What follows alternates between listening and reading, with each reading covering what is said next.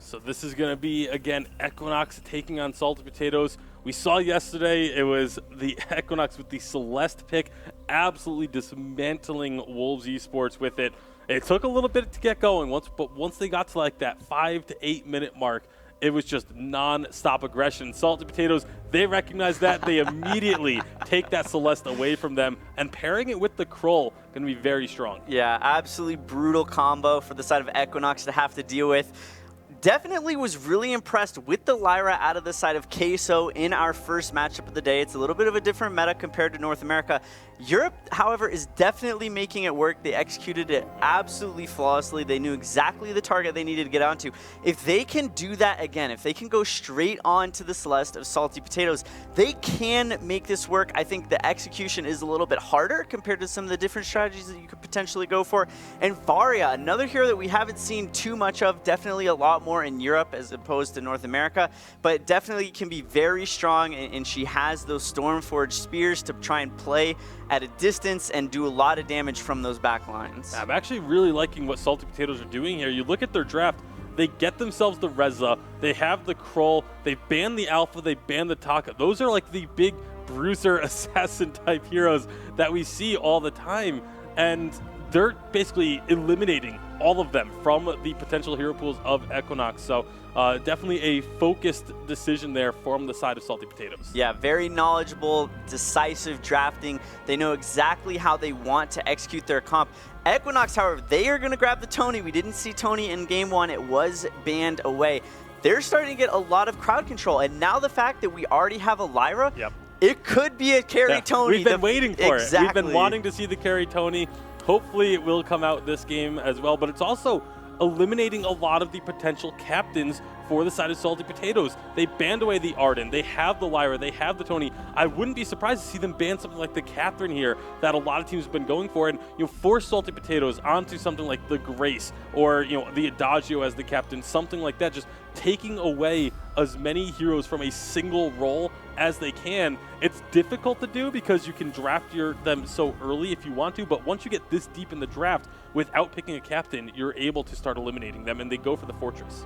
Yeah, it makes a lot of sense. I would love to see Salty Potatoes to go for that Grace. It's going to be something that if Celeste or Kestrel gets dived upon, she can use that Divine Intervention to try and keep that carry, their carry that they think is most vital, alive. And it's going to be a Petal coming out for the side of Equinox. Not a hero we have seen thus far. Definitely a hero that I think is viable in 5v5, and as long as they execute it, very good counter to Krull. It allows Petal to kite Krull very well. It's not as strong of a counter to Krull ever since the Frostburn changes, but especially if Petal goes for a Shiver Steel. The Shiver Steel can be such a strong counter to that Krull. It's going to be really interesting to see if they do decide to try and go for that, but Petal, I think, as you mentioned, definitely still a very strong pick that can make an impact. Might be, next update we might be seeing a little bit more Petal with some of the changes, but it's definitely going to be interesting to see what they can do with her. Yeah. So now that the picks are in, we're going to dive further into what each section will mean. We want you both to give a player to watch this match. Vagan, we'll start with you. My player to watch is going to be Viking from Equinox. I mean, his performance yesterday, I think, absolutely warrants this because he was so strong. He took over the game and just absolutely dominated. Yeah, Joker for the side of Salty Potatoes had a pretty strong game yesterday. I think that he's capable of a lot more. He needs to make sure that he's executing on a higher level, making sure he's staying on the same page with the rest of his team at all times, but he absolutely has those fundamental mechanics to make sure that he's a dominant player. Excellent. So those are the players to watch. Let's revisit the hero picks for each player. Are there any unique matchups standing up given the selections, guys? I think the Petal is definitely one that we're going to be keeping an eye on, but the carry Tony is the one that I really want to see. It's very likely going to be in the top lane, probably up against, something like the Kestrel, so that range matchup could end up being an issue for him. Yeah. Well, as we mentioned, both Equinox Esports and Salty Potatoes dominated their first matchups yesterday. Did you notice anything different about these team strategies today that you didn't see yesterday? I think a lot of it was the same. Europe came out from the get-go playing very, very aggressively. I absolutely love that from this region. I think it's a lot more entertaining to watch compared to some of the Vainglory we've seen out of Europe in the past. But yeah, If Tony can get ahead, he is going to be dealing out a massive amount of damage. Yeah, there's also a lot of mobility from both of these teams, so I expect to see that aggression continue into this game because they both have very strong level 1 compositions. They both have very early power spikes that they're going to be looking to capitalize on. So I think the draft very similar to what we saw yesterday. Fantastic. Well, let's see what we get. Here is Equinox Esports versus Salty Potatoes, match 2.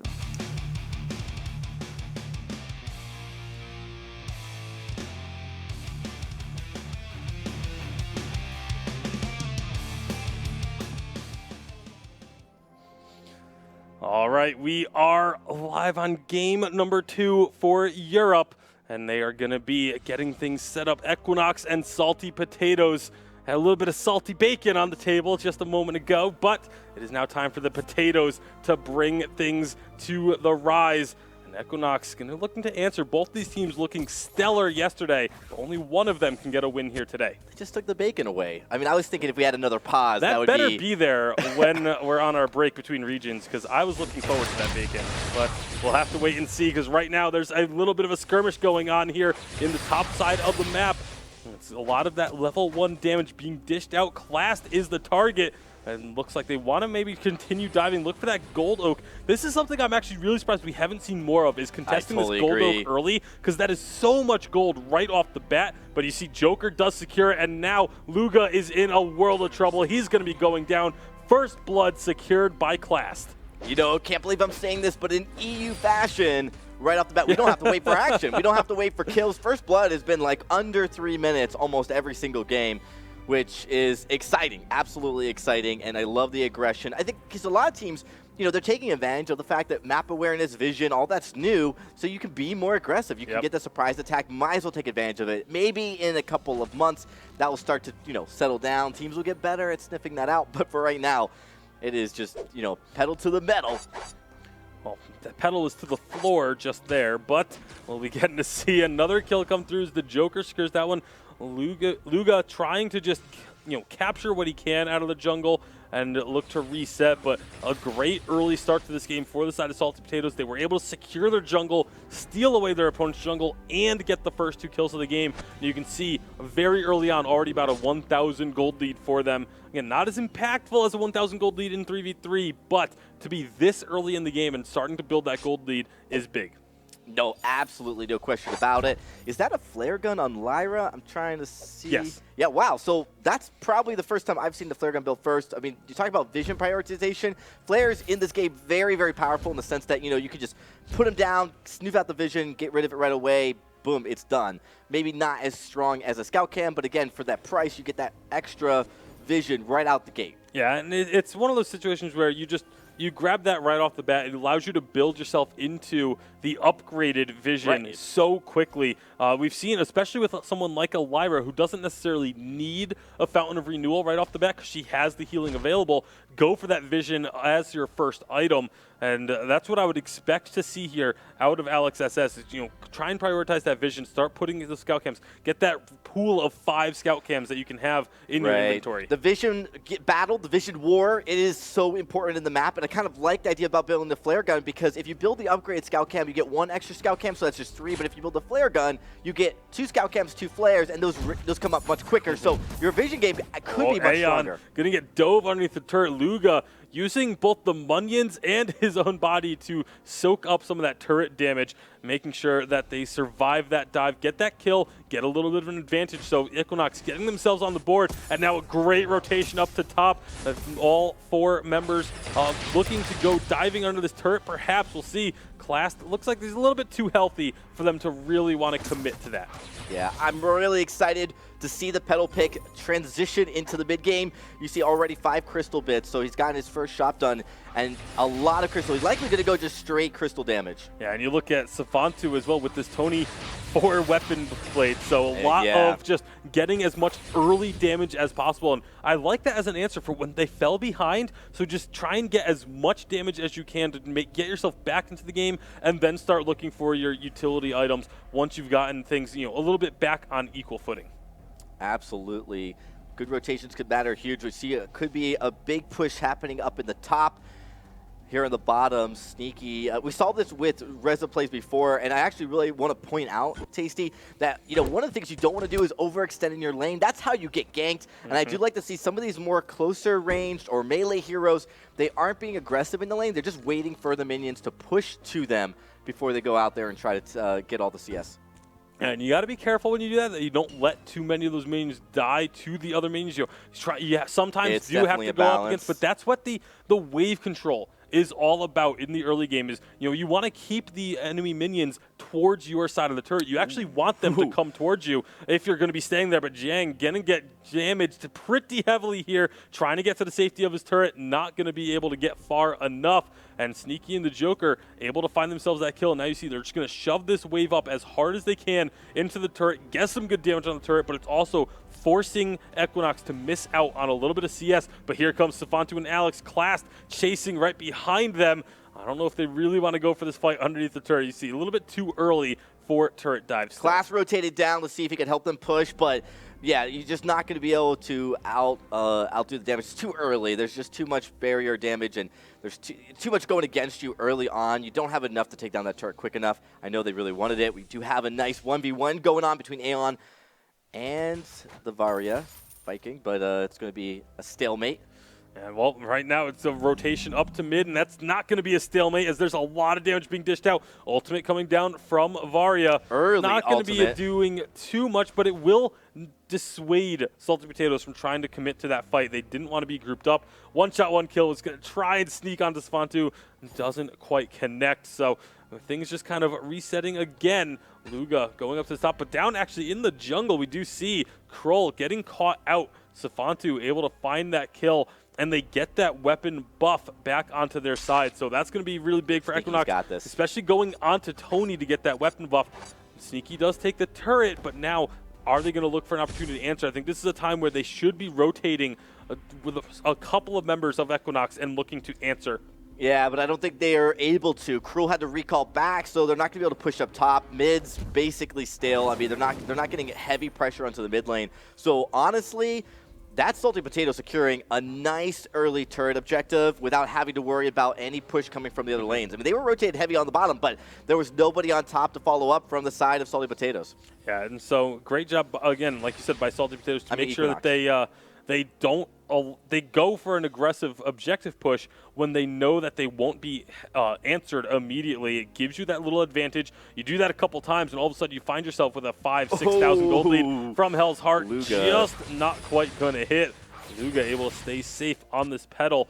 And we're going to see a couple more skirmishes here around the middle of the map, but thus far, I've been much more impressed with Salty Potatoes rotations than I have been with Equinox's rotations. But now we're going in, bada bing, knocks the Joker under the turret. Will take one shot there, but everyone is collapsing. And you already see Lyra very low. So much health on the side of Salty Potatoes. They're going to find two quick kills. The Joker is extremely low, but no one can get in to try and take him out. That was just, again, a better rotation from Salty Potatoes. It was a smart decision from Equinox, but Salty Potatoes were right on their heels to answer that. Yeah, already hitting some of those ultimates early on in the game. I mean, we're at 8 minutes, so you expect to see them starting to come out. That was a great bada bing. Being able to just put people into awkward positions and also separate them.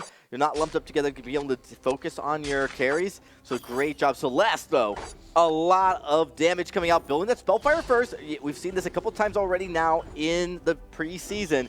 Oh, Viking getting chunked down by the Joker from Hell's Heart. Will connect to stun. He's going to get himself the passive, and they're charging right on in, looking for the kill onto Viking. They get that one. Now are they going to look for more? Alex SS is here, but they know that there's at least one more member of Equinox down there, so they don't want to be committing too heavily. And again, smart decisions from Salty Potatoes, just taking what you can get, not overcommitting. Although now Krull might be in a bit of a troublesome spot. He's going to end up falling here.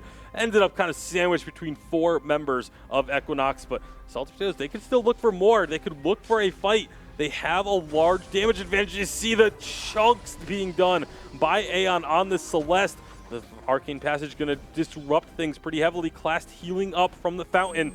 Able to survive one shot. Will end up tagging Alex. Nice body block, making sure his squishier and lower health allies did not eat that damage. Now here comes Sneaky, and he's going to have a lot of burst potential as well. But everyone's just sort of backing off at this point. So a little bit of a late rotation by Sneaky, but he's actually going to stick around here and hold this lane. Alex just built that Crucible. That's huge. We actually are seeing like no reflex blocks on the side of Equinox on the carries yet, which was one of the big challenges when you saw that Bada Boom come in, you know. But on Salty Potatoes side, we're actually seeing they have of 2 reflex blocks or 3 reflex blocks. So much better prioritization of building those blocks, which are going to be very important. Equinox needs to start taking that seriously as well. Yeah, I mean, you're going to have the From Hell's Heart, you have Holy Novas and Core Collapses, and, you know, to a stretch, even the active camos that you're going to be wanting to try and block up. So a lot of big stuns available, but this is a nice rotation from Salty Potatoes coming down onto Equinox. And 3 members of Equinox are here now, but it's just not going to be enough. Jiang going to get focused so heavily until he goes down. Nice Solar Storm is going to clip a couple members. They still want more kills. Alex SS very low is going to end up falling as well underneath the turret. Salty Potatoes finding themselves 2 kills, and now they can look for another objective, such as Ghostwing. Now that's a great rotation coming right down, getting the speed buff from the river, just rushing in, getting the kill. And you saw great trying to disengage from that fight. Equinox was running as fast as they could, but it just could not outrun the pace that was coming in. A great job. So a big objective here. SF4, he was thinking about it, but he's not going to. Yeah, he wanted to try and get a steal there, but just wasn't quite able to. And again, Salted Potatoes continuing to build on this lead. It hasn't been, you know, a dominant performance, but they have been getting small advantages here and there. Look at the gold difference. It's about 6,000 in favor of Salty Potatoes. So again, slowly building that lead up, looking for more opportunities, looking for a team fight here in the mid lane.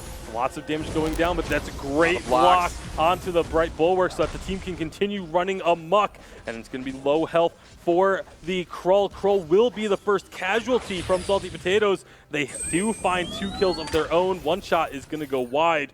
And there comes the Varia ultimate to make sure that they do not continue pushing onto this turret. That's one of the great things about Varia ultimate is you can use it during a fight to get the damage or after a fight just to try and dissuade your opponents. But Salty Potatoes is a little bit mistimed on that ultimate from Varia, so Salty Potatoes were able to just regroup and take that turret down. I don't know how I feel about it. I do like using the ult as a dispersion to kind of push people away, but you're right. It didn't really ultimately end up the way they wanted. They still got the turret. Salty Potatoes did. So I think I would have liked it better when everyone was grouped up in that fight. It was so chaotic. I definitely would have liked it a little bit earlier, but the Lyra's passage. Oh, Luga just getting annihilated there. That's again that burst coming out from Sneaky on this Reza, along with the rest of his team being there to help. They don't even need minions for this turret. Just gonna mow that one on down. Class will drop a little bit low, but again, no cause for concern because the rest of Equinox are nowhere to be found. 2 of them still waiting to respawn. So it's looking pretty good for Salty Potatoes here. Looking pretty good here. I do love the Kestrel from Salty Potatoes, Esquire. A lot of one-shots coming in from across the map. So these ultimates that you can use, these global ultimates, are great ways where you don't have to rotate down and you could still impact that fight, which I've seen he's used throughout the entire game so far this match. I've been very impressed thus far with Sneaky and his performance. This is a guy who last year was known for having, you know, 2, 3, maybe 4 heroes that he played at the top level, and now he's clearly added to that hero pool, playing this Reza exceptionally well, 5-0-1 on his KDA, and has been a very impactful part of a lot of these little skirmishes and getting that big burst damage down right up front and then using the Netherform detonation to finish heroes off. Yeah, it's been a really strong match from Salty so far. As we approach the 14, soon to be 15-minute mark, we will probably see a Black Claw hitting the map before this game is over. But right now, Salty Potatoes, the vision game, just look at that. They have absolute dominant control over a lot of the bushes around the center of the map. And that's going to be absolutely huge. It gives them free opportunity to take a Ghostwing here uncontested. Yeah, they know exactly where their opponents are pretty much at all times now, and they can see, okay, you know, we have free reign of this map. None of our opponents are even close to the river, so let's just grab ourselves this Ghostwing, get that objective, get that buff, and then in 30 seconds, 40 seconds, can rotate up, look for the Black Claw. I expect to see them just trying to push down this bottom lane. It's the only Tier 2 turret left standing for the side of Equinox.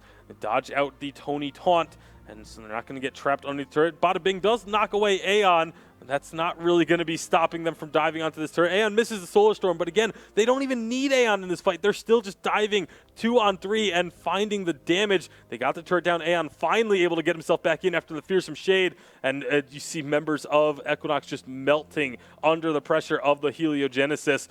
Looking for another turret. They're taking mid turret as well while this is all happening. So a split push of sorts for the side of Salty Potatoes. They grab themselves bottom turret. They grab themselves mid turret. We just saw Black Claw has landed. They're a little bit low. Not sure how much more they're going to try and stick around for at this point. But again, they have such dominant control over their presence on the map. Oh, nice one shot coming in, doing a decent amount of damage. Able to hit that quite a bit, Esquire. This is looking bleaker and bleaker for Equinox. They still have all their armories, though, and I really do believe as long as you've got your armories, you've got a shot in the game. It's something that Salty Potatoes will likely have to consider either waiting for another Ghostwing buff or going for that Black Claw, unless they can just absolutely catch out Equinox, and just find them, push through, and then finish off the game.